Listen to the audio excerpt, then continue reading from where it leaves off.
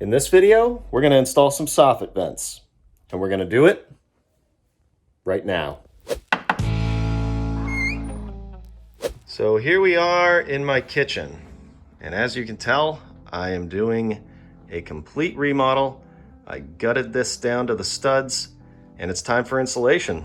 My electrical has passed, my plumbing has passed, and my framing inspection has passed. But before I insulate, I want to add soffit vents. So let's start with the basics. What is a soffit?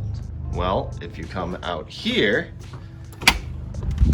and look, right here, that is a soffit, that overhang. And down there, where my bathroom is, those are soffit vents. Yes, my soffit needs some paint. But we're not doing that right now. We're doing soffit vents.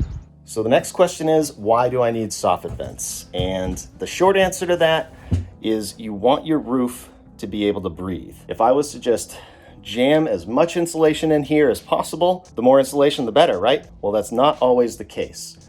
If I was to jam as much insulation as I could right tight to the roof, then I could have some problems in the future. What can happen is all the moisture from the floor below, being the kitchen, can get through even that vapor barrier that I put up here, and it's gonna wanna escape somewhere. And if it has nowhere to escape, it's gonna sit against that roof and that insulation and start absorbing into that roof. And you know what happens then is it could develop mold. And mold is not a good thing to have in your house, especially black mold. If it's behind your ceilings, behind your walls, you're breathing it in, you don't know it's there. Is there a possibility that if I don't put soffit vents in, it'd be fine? Sure, it could, but I'm not taking that chance. I'm gonna put soffit vents in here so my attic can breathe. So I'm up in my attic now, and I wanna show you a couple more ways that will help to get air circulating in your attic so you don't have any issues. One of them is gable vents. I have one on this side and one on the other side. That's gonna bring air in and help. And what's really gonna help is a ridge vent. What a ridge vent is when you actually cut along the top of your roof here and you put in, well, this is called ridge vent, but you basically put in, it's kind of like a screen that will not let bugs and bees and everything else in the house, but it will help to let air escape. So on the other side of my attic, I have a window over there with a screen. So that window will let air in, and that gable vent will let air in, and this ridge vent will let air out. That is air circulating throughout my attic. And as you can see, when I do my remodeling, I try not to let the insulation touch the bottom of the roof. That piece is touching a little bit, but I basically just go over the wall and insulate that part and let this on the top breathe. Now the difference between over here and over in the kitchen is this roof is a very, very slow pitch, meaning it's not steep, it's more flat, way more flat than this. So the space in between here is very small, and getting enough insulation in there is going to be tricky.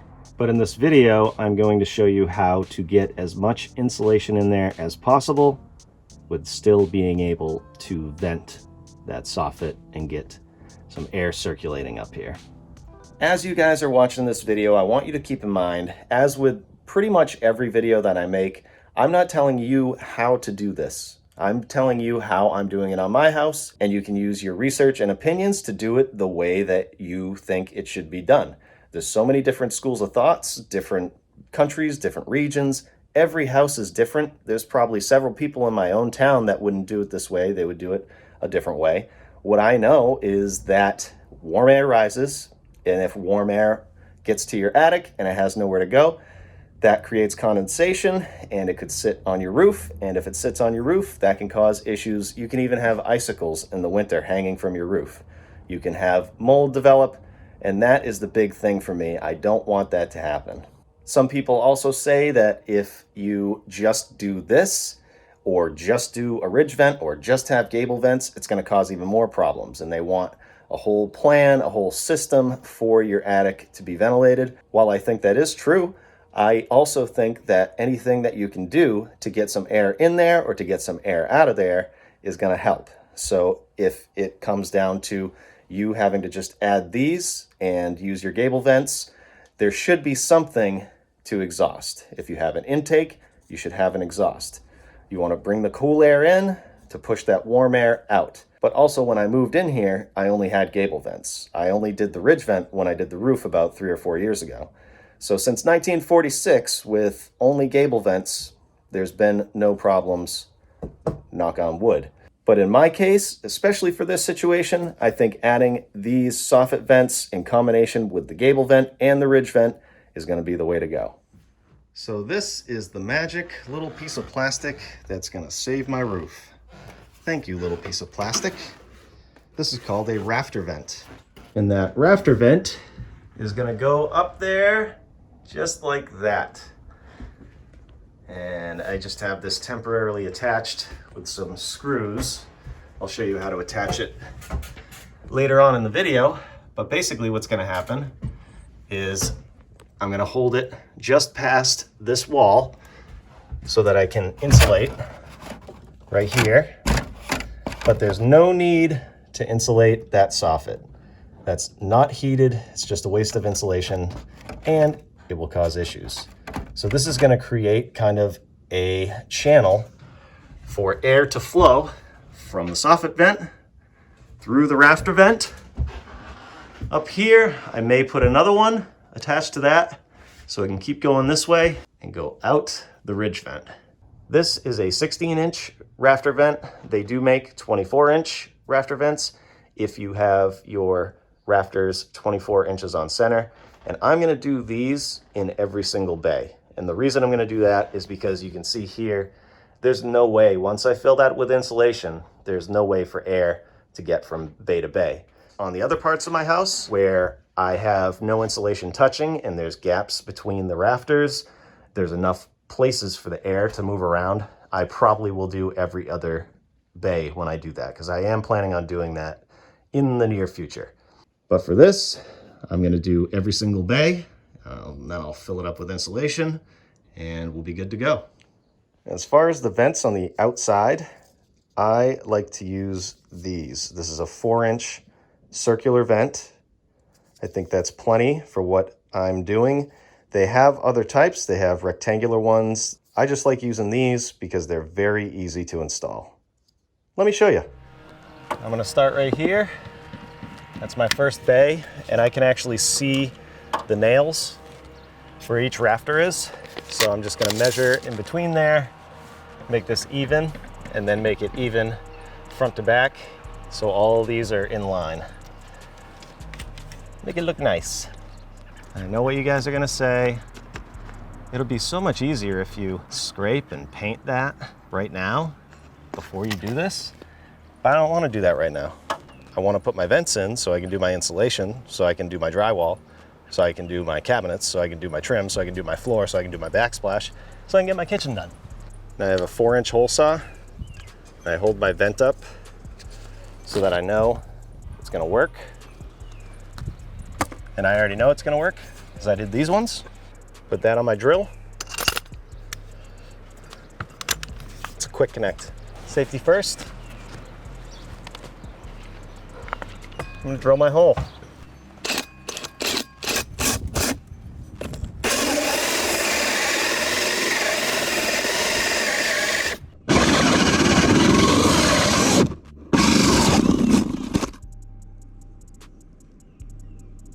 Done.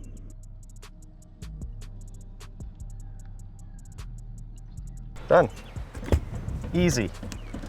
As a tip, use a battery-powered drill. If you use one that you can plug in and that's what it's meant for and it has a lot of power and you're up on a ladder and that thing catches, trust me, I've been up 3 stories and it's caught and it's terrifying. So don't do that. At least you know you're stronger than this.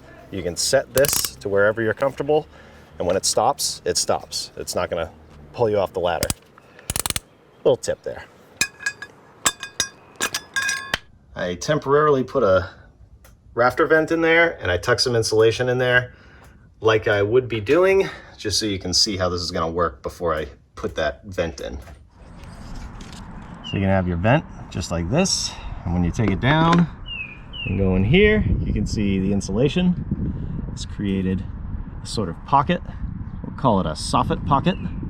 And then up here, you're gonna have your rafter vent that's gonna give you a nice channel to bring cool air up and push all that warm air out of your attic. So now we can put this vent in, and it's a good idea to put the louvers so that they're facing the house like this, not like this. The reason is this will help prevent any wind-driven rain to get in there. Also, if you want, you can put a screen right here. These holes are pretty small, these louvers, so I'm not too worried about it. But if it's gonna bother you, if you think insects and stuff are gonna get in there, you can definitely just cut a hole, pop it in there, you're in business. I'm just gonna get rid of some of this paint.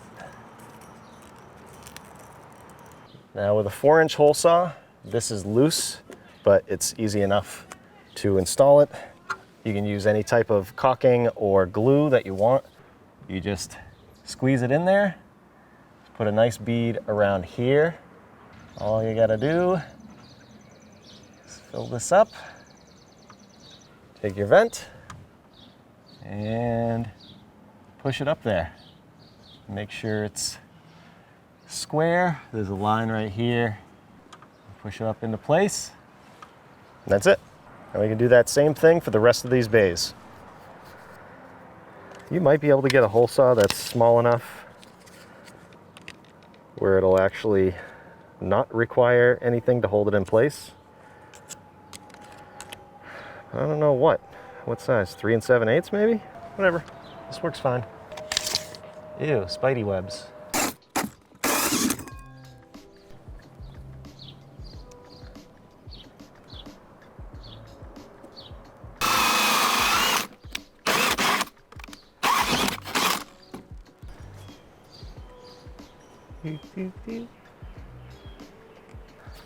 Hey, 2 for the price of 1 ladder move.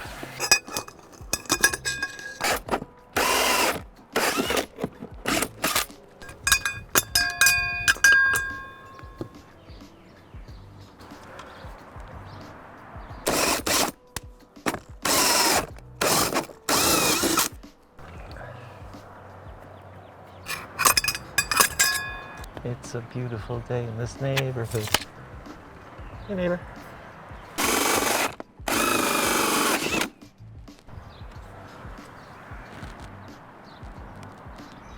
So my soffit in general looks pretty terrible, but the vents look great in between each bay.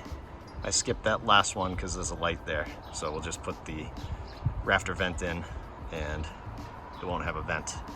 But yeah, looking good. Now we can put these rafter vents in. Just take them up here.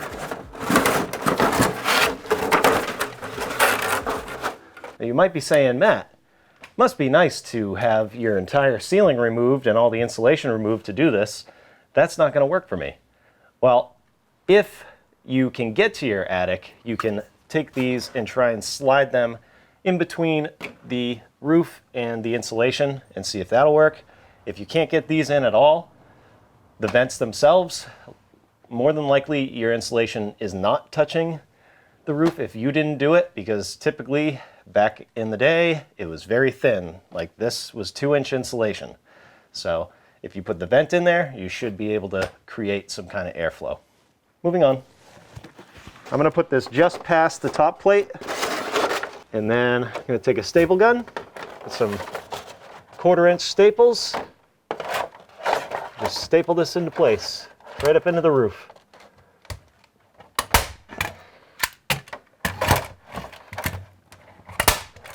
You don't need a ton, the insulation's gonna hold it up there too.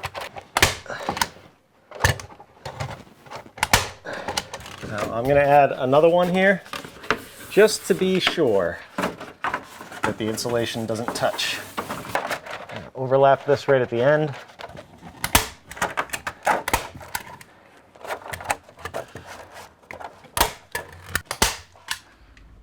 Well, this is how they look when you're all done. Got some space there, held just past this top plate. And then you can take your insulation, tuck it in over the top plate. Some people even take a piece of cardboard, and they may even make something for this where they go just beyond the top plate so your insulation doesn't fall into the soffit, but I don't think that's going to happen if you tuck this in there nice like that, and then you can continue your insulation out this way and just fill this right up to here. Yeah, and do the rest of the bays. I'm going to end up cutting around that pipe. There's already one in this bay over here, but I'll do the same thing all the way. 2 of them, 1, 2 in every bay. And then I can insulate.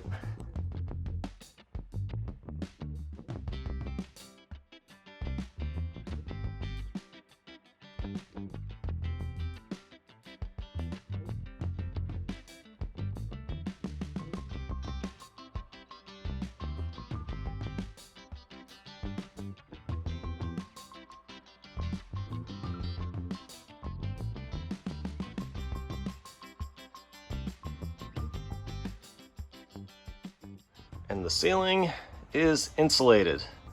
I even did the walls. I put as much insulation in there as possible, right up to those rafter vents. So there's a minimum of R19 and a maximum of R49. And if you don't know what that is, the R is just a measurement of how much the insulation actually insulates. And an R19 is about 5.5 inches, and an R49 is probably about 15 inches. So I got that here and at least R19 down here.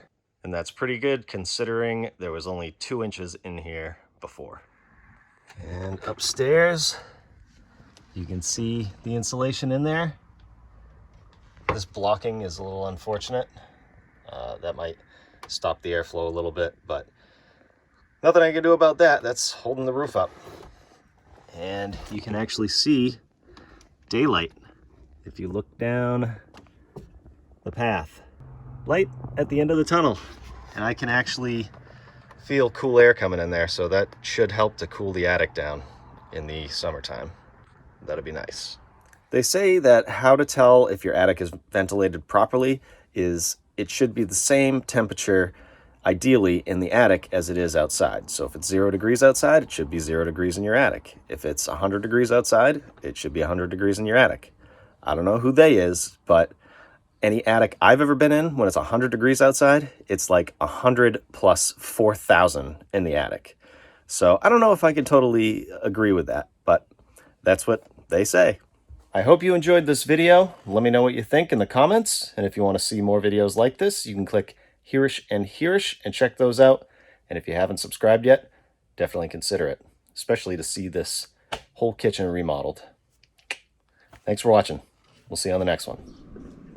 Hi. Hello. Hello.